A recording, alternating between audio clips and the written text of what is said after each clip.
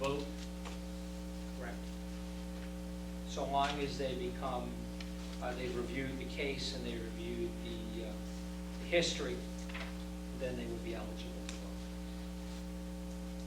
Yeah, we've seen in some instances, particularly ZBA, zoning board of appeals, where continued hearings, you have three members of the board of appeals that are sitting in and voting members, associate members that sit in, two voting members, and then for some reason they're absent, the continuation point, they have to postpone that continued hearing until the person can come back, so that they take in all the testimony and all the evidence and information, so that when they finally determine what action they're going to take, they were all present, and it's all So let's say there was a public hearing, it was open and closed, and a board member was missing.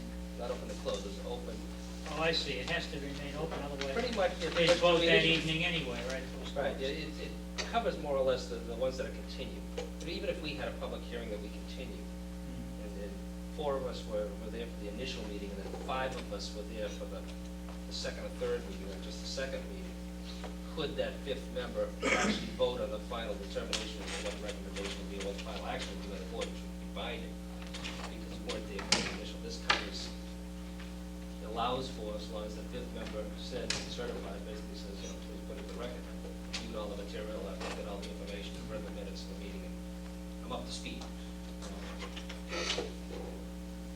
Yes, Mr. Hill. Again, because I did read this, and I know we're pretty much covered because we have a recording and a video recorder.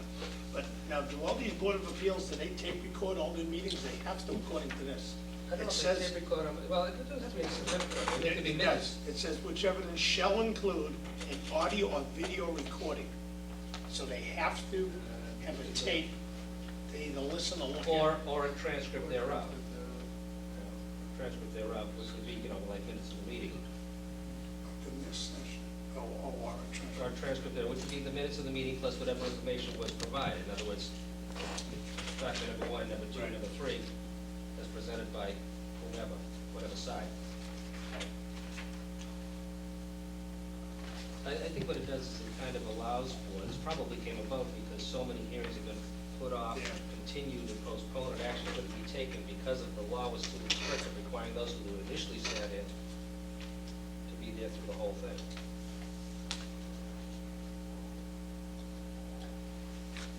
Okay, well, is he gonna come back and make a recommendation, or is this? I really don't have firsthand knowledge of any problems with boards and committees, and that's why, if any of the board members are aware of the fact that this is something that's necessary, I would certainly say you would have better knowledge of that situation than I.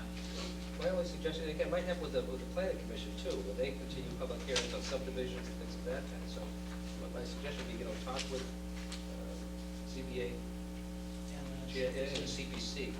The board here isn't, I don't recall us being impacted over the years. Ever. No, But I don't recall. their hearings are more technical in nature by statute, because of the subdivision laws and then the pressure relief valve that the zoning board of appeals provides. Okay. They have to We'll touch base. So, I mean, it probably would work better for the applicants as well as the boards. All right, so you'll talk to the ZBA and see. Yes, and report back. So we might want to reserve a spot, if it makes sense, for warrant. I'll start at the beginning of my report. I'm in receipt of an appeal that has been filed by 4 residents at Middlesex Superior Court on Friday, seeking to overturn a decision by the ZBA to grant a special permit to OmniPoint Communications, known as T-Mobile USA, for a cell tower location at 55 Swan Pond Road. The appeal is being forwarded to legal counsel Copeland and Page, who will be defending the town's decision to approve the special permit. Just a notation that counsel must answer the complaint within 20 days. And I do have copies of the complaint, which we will be forwarding, but if anyone is interested in taking a look at it, there are 4 versions here. I would just ask that you return it back to us at the end of the meeting so we can forward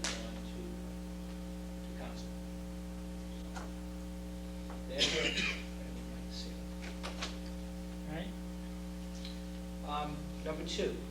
I have been asked by a member of the Board of Selectmen to report on follow-up actions involving the non-operation of fire hydrants on Park Street. And as you know, this is in the area of a recent structure fire. There was a hydrant in the area of 361 Park Street that was out of service on that date and was inoperable.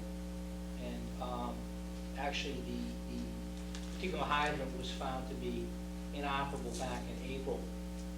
The water department did report to me today that the particular hydrant in question has been repaired and was back in service as of last Friday. The water department has typically repaired hydrants that they're aware of, and we were not really comfortable with the reason why this hydrant had been out of service. There are a number of other issues that were mentioned by the water department involving other hydrants in the area, and to the best of knowledge of myself and staff, those fire hydrants were working, although you'll note that there was difficulties encountered with some of the hydrants in terms of the opening and closing related to the age of the hydrants and the internal design of them. Also, some of the caps had become very difficult to open, and the water department indicates that they have a policy of lubricating the caps during the flushing and maintenance season so that they will not become seized up and hard to remove when they need to be put in service. North Reading has a number of older fire hydrants dating back to when the water system was originally constructed, and the water department capital maintenance plan does incorporate replacement of these hydrants as opposed to repairing them as problems are discovered. One of the items that I did want to mention that was important was the water department inspecting and being involved in recommending replacement of outdated or inoperable fire hydrants. The water department is working to complete an inspection and testing of all of these older hydrants throughout town, and is expected to complete this work in the next 2 weeks, as well as map out the location of any of the older or substandard hydrants in order to develop a program to replace the oldest hydrant models. And so what you have here is that the hydrants will be replaced. They will be replaced in those areas that the water department feels that there's the greatest need, and we will certainly include these funds in the water department capital budget. And again, there's some additional detail here that I wanted you to receive. This was a report that was forwarded through the utility superintendent, Mark Clark, and one board member to be aware of it. Question.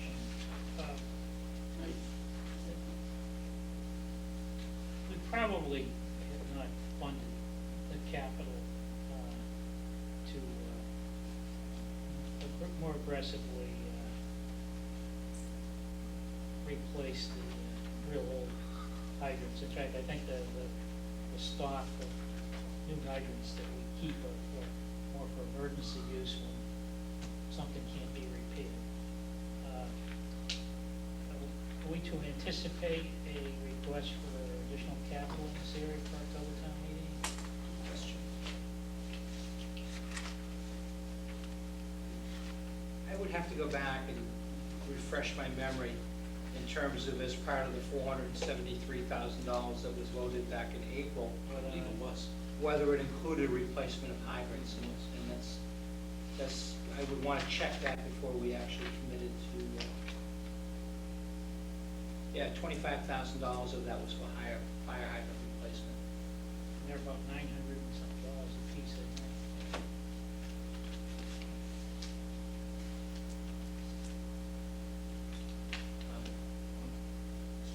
Yes, Mr. Is a, it says they're going to complete this inventory in the next 2 weeks. Yes. Can we get a report on that? Sure. They're going to generate a report, I presume.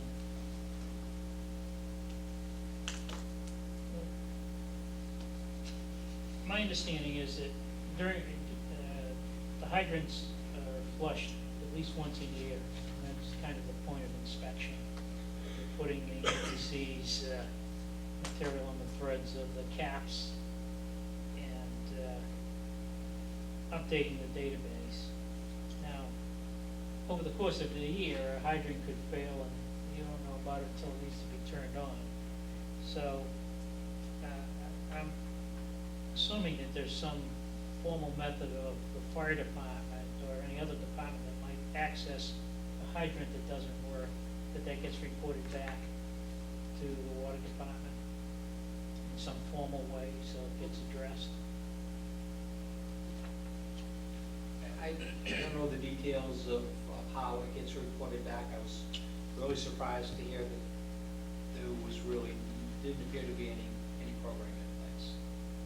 Yeah, when I talked to Mark Clark regarding this one hydrant, what he told me was that the reason why it had gone so long was they had sent a crew out to repair it back some time ago, and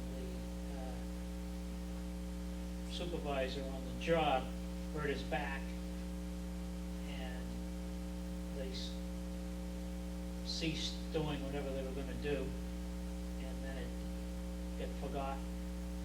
So I'm just concerned about having a database that says this hydrant has been flagged, and then some means of that it stays up on the top of the list until it's repaired, and that there's when it's repaired that the database is appropriately updated. There were some other comments by a couple of the neighbors that I received calls from that at least one of the hydrants was extremely hard to find. It was like back of the road, and the brush had grown to the point where it wasn't very visible. I don't know if that's a real problem or a perception, or whether we need to, as part of whatever we do to trim growth during the course of the summer, that we pay attention to those hydrants. I think part of the responsibility obviously lies with the town officers, town officials, DPW and fire department, I suppose, but a lot of it should rest with the property owners too, because it's in everybody's best interest. Just like in the winter time when we're asked to shovel out the hydrants near your home, we don't expect the fire department or DPW to go and dig out every fire hydrant. We ask the residents to get them cleared so that if there is an occurrence, the fire department can access it. Same thing, if it's covered with brush and overgrown, let's take a little responsibility upon ourselves in the neighborhoods to just maintain it a little bit. It doesn't take that much to do so. So maybe just another call for action on the part of the residents to be more aware and cognizant as to where the hydrants are, just as we are in the winter time, same time in this heavy growth period, to make sure that they're clear. Can I comment? Yes, Mr. Vino. I also did speak with, I would imagine a few of the same residents that you did, Bob. Because now granted, I went down there in the daytime, I have to admit, and I found the hydrant without ever looking for it before, but of course, I was looking for it, It wasn't overgrown to, I mean, I found it, it wasn't, it wasn't overgrown. But, as I spoke with this resident,